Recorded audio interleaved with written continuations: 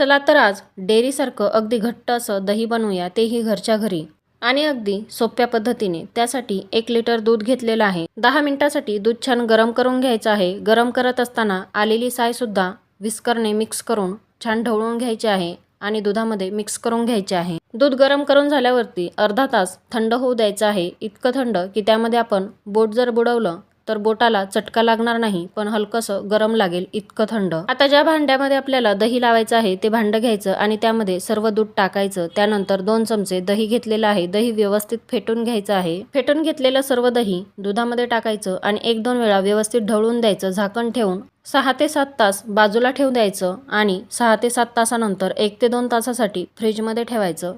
आणि 6 ते 7 तासानंतर तुम्ही पाहू शकता दही किती घट्ट तयार झालेलं आहे। संपूर्ण रेसिपीसाठी फोटोच्या खाली जो त्रिकोण आहे त्यावर क्लिक करा, व्हिडिओला लाईक करा आणि चॅनलला सबस्क्राईब करा। बाय।